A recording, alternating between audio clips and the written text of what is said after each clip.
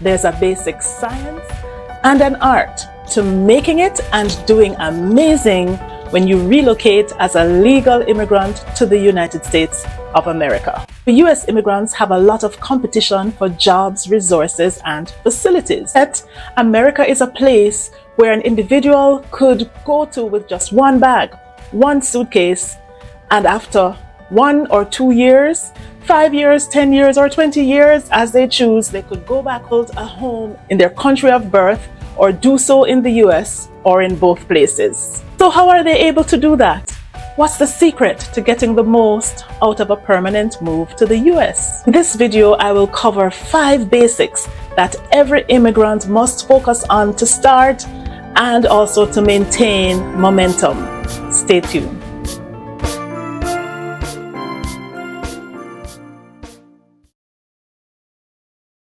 Welcome back. This is Angie Marie, and this is my YouTube channel, Simple Secrets to a Happy Life. And if you have not yet subscribed to my channel, I ask you one favor, go ahead and smash that subscribe button, hit the notification bell, and like this video. Feel free also to comment, share your thoughts and your views with me. If you are a returning subscriber, you're also welcome. And if this is your first time visiting my channel, you're super welcome and so happy to have you.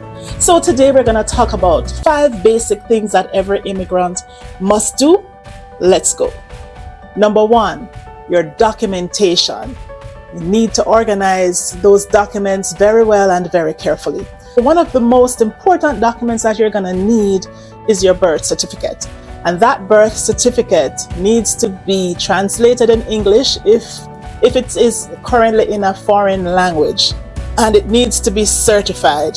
What I mean by certified is not notarized. It needs to be the official record from the agency in your country that handles birth certificates. Not a photocopy of that, the originals. Any other family member that is traveling with you, your child, your spouse, whomever, their birth certificates as well. Passport, and your passport should be unexpired, and it should have at least 6 months in it. My advice though would be, let's say you have 7 months in your passport, it might be advisable to renew your passport before leaving, because you know it costs money to take a trip back home and so on unnecessarily, so it might be useful to have a few years in your passport. Immunization records, so proof of vaccines, and if you're going to be approved for permanent residency for a green card to the US, in any case, you would have gone through all of that. You would have been sent to the relevant agency to do your medicals, and you'll be given the various vaccines that are required, but you need to take with you your official immunization records and the immunization records for any children or anyone else who is traveling with you. Your resume, if you're going to be searching for a job, and I'd say that resume may have to be tweaked or adjusted to suit the employment environment within the US. In terms of what it is that they're looking for, it's different, and it could be very different from what you're accustomed to back home, so be prepared for that. Transcripts, especially if you plan to do further studies, sometimes the US or some of the universities may ask that your transcript be evaluated by specific agencies who have to contact your universities directly. For instance, World Educational Services, WES, or the IERF, International Educational Research Foundation, the IERF. If you need it, you'd have to get your transcript evaluated so that it's assessed based on US standard. Other documents that you need to apply for once you land so that you hit the ground running. The first thing you're really going to need when you move to the United States is a social security card, that social security number. It's very important. You cannot do any business. You can apply for jobs, but you won't start working in a job or fill out an official application without a social security number. I found the social security offices to be very efficient in terms of the length of time it takes to provide you with your card once you apply for it. I've seen around 2 weeks maximum, sometimes 9 days or even less. So try to apply for your social security card early. Now, when you're applying for that social security card, you're going to need proof of identity. So you need your passport. You need proof of your age. And again, you're going to need to take your original birth certificate, not a photocopy. Or you can't do any kind of business transaction, whether you're getting a job opening a bank account officially in the US, answering anybody, filing taxes, or doing anything significant without that social security number, social security card. You get that social security card and number protected as if you're protecting your life, because it is that serious. If your identity is stolen or someone takes your social security number and swipes everything out of your bank account, I mean, who would be happy with that? So let's not let our social security number become a social insecurity number. I did say that in my book, by the way. So protect it with your life. Be careful who you're trusting with a number. Try to guard it. It has significance even when you're building your credit, because the system in America is really based on credit scores. Very important. Next thing is your green card. Now, after you've paid your green card fee, let's say you are approved for permanent residency, you have to pay a green card fee. You could pay it before you land in the US or after. But the sooner you pay your green card fee, the earlier you're likely to get your green card in the mail. It could take up to 3 months to get that physical green card, because you really do not need your physical green card except when you're ready to travel. Then you need to show that green card. Or if you're going to be sponsoring someone else, a family member, to join you, then there's some information on that card, and those numbers that you see on the card, they are all important. They stand for something. So keep your green card put away somewhere securely, and you're going to be needing it traveling, or if you're filing for someone else to join you in the US. There are rules concerning who can file and for whom. All of that. I have courses that I've done. If you are interested in any of my courses pertaining to immigration, sponsoring a family member, I'm here for you. In terms of the rules to apply for your social security card after you land in the US, I always advise that you check the various websites that are responsible for whatever it is that you're looking for.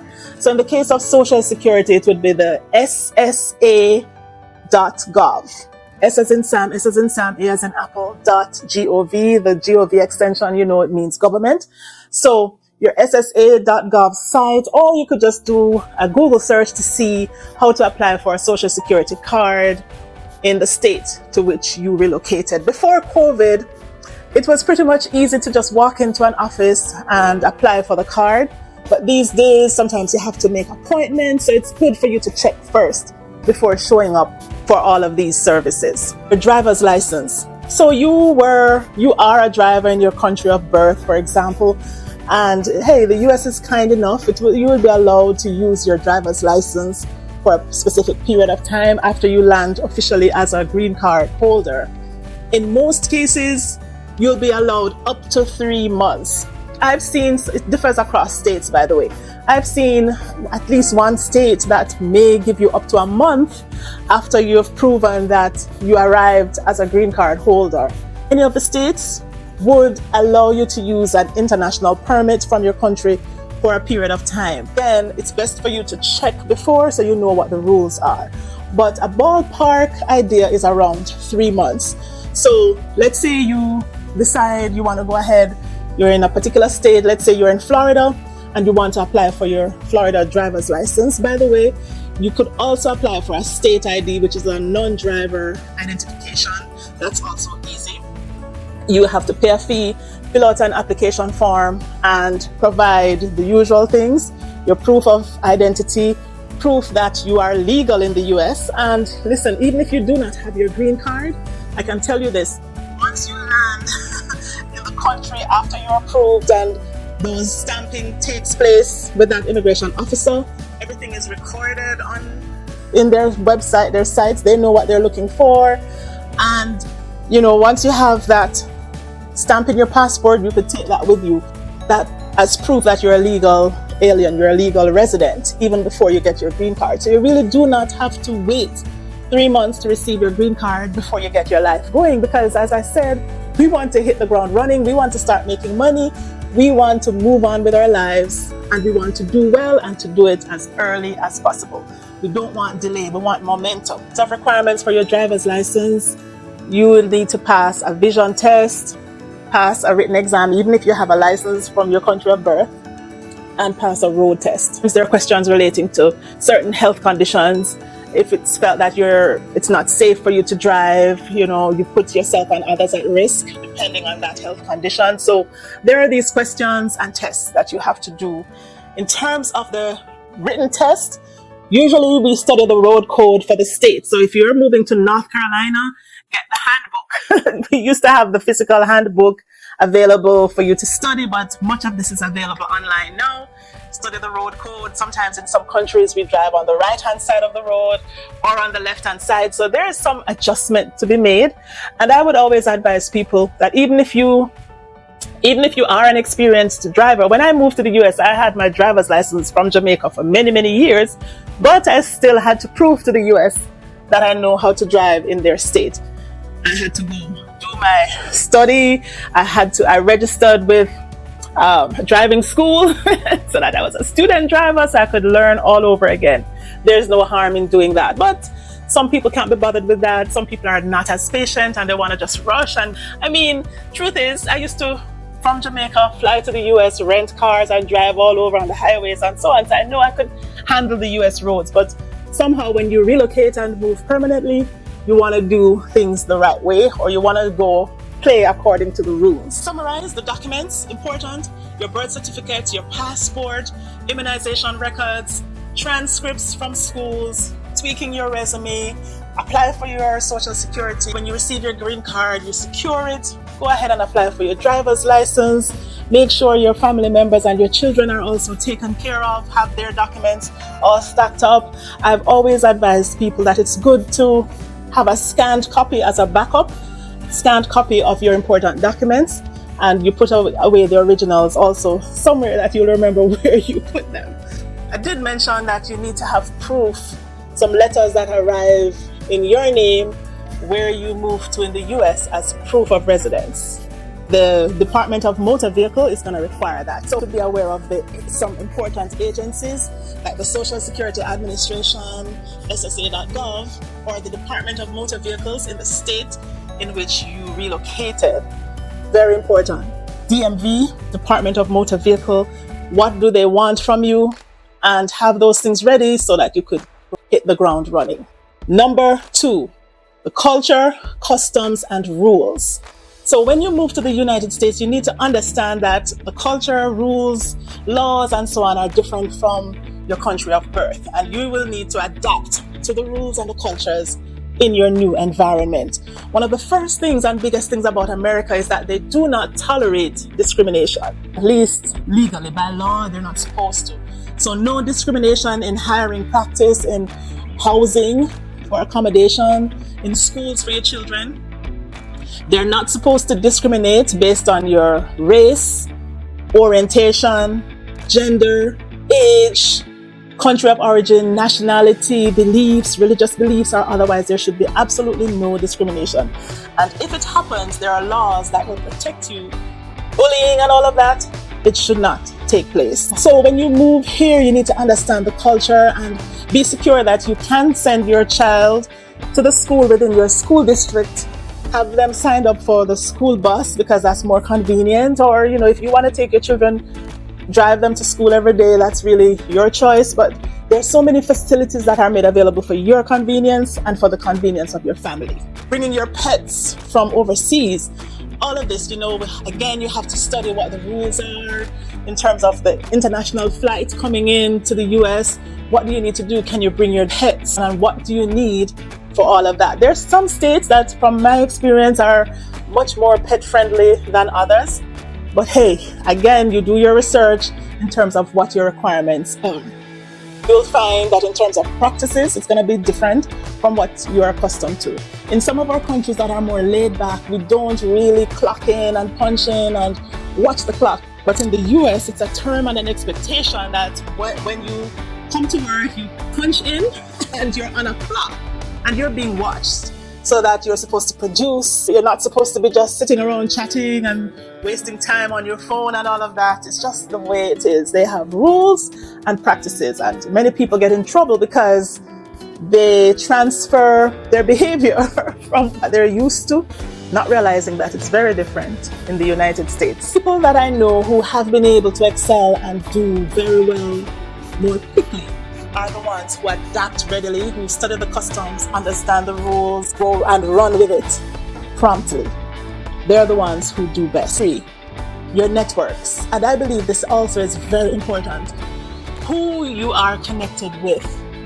Who is with you and on your side, your family, your friends, and also we be very careful of friendships. Not everybody who say they're friends are really friends, but hey, that's for a different video, not this one. So your networks are important.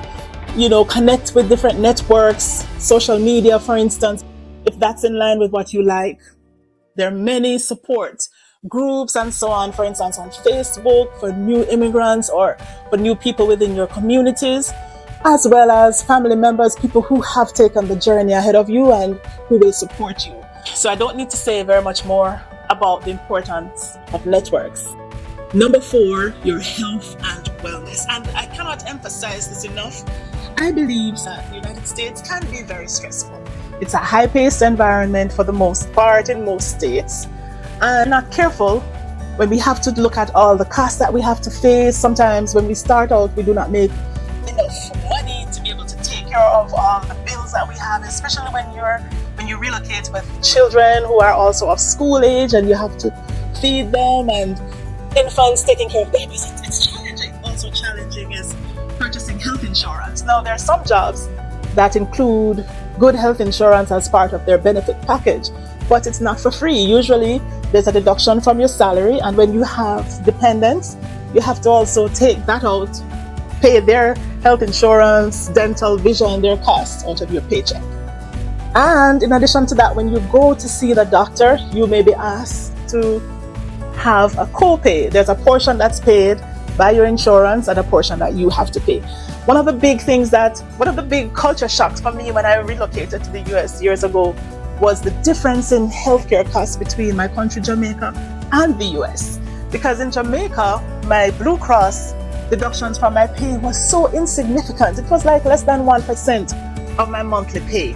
However, when I came here, what I found was that for myself and my daughters, I had to be paying, it felt like 3 days for health insurance. And it was really challenging. I was at a point where I'm like, okay, so maybe I can't afford health insurance if I'm gonna have to buy food to eat. Very important for us to maintain good health, sleep, eat right, do your best, avoid stress, do your exercise. I believe in the gym, or if you can't afford or can't go to a gym at the start, walk around your compound, your community, exercise, get up, do some jumping jacks, just keep your heart and everything going.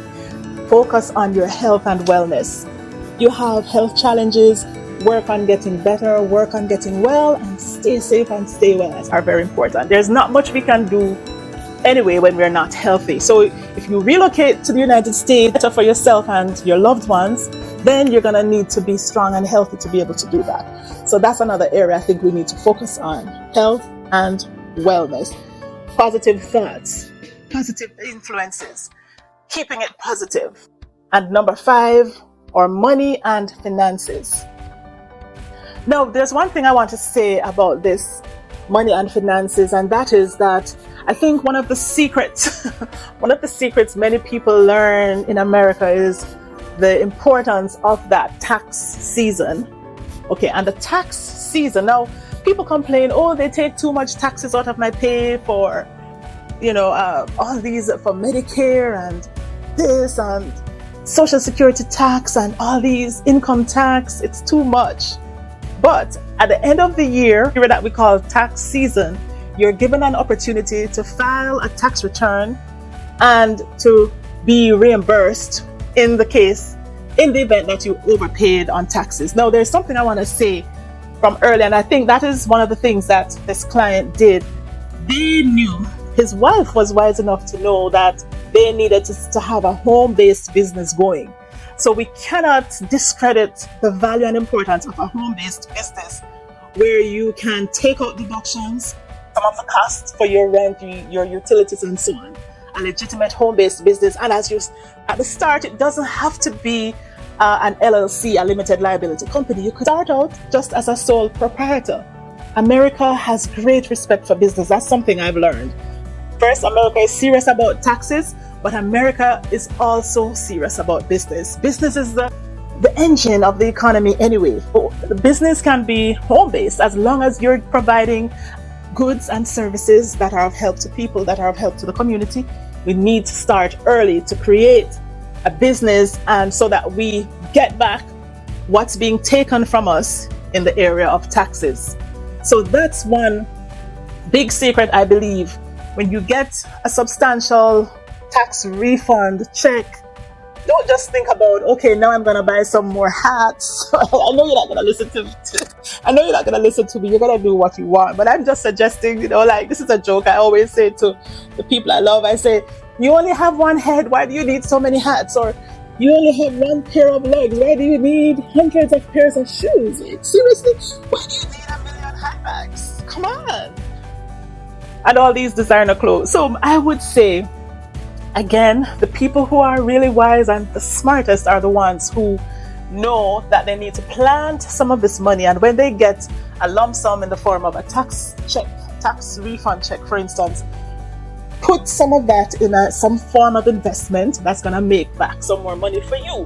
So this is the kind of secret. This is a secret that many people use. The ones who are able, within a year, 2 years, less than 5 years, to purchase their own home, to purchase real estate, and to continue multiplying and making money. It's as simple as that. I'm hoping that I was able to help you in this video. As I mentioned, I have my courses. If you are interested in immigration matters, this is one of the areas that I really specialize in. I love immigration law. I know the law in the US, and I've been helping quite a number of persons with their documentation needs. I was so concerned some years ago about how difficult it is to land and make the transition in the US that I wrote a book to help immigrants. And in addition to that, very interested in this area. So you could go ahead, check out my website, send me an email if you need further assistance. Join in my courses to learn how to do it for yourself, so that you spend one amount to do the course, which will cost you less than having someone do the work for you. But if you want someone like myself to do the work for you, then I'll help you take the work out of your paperwork. That's what I do. Thank you so much for sharing this time with me. This is Angie Marie, and I'll see you soon.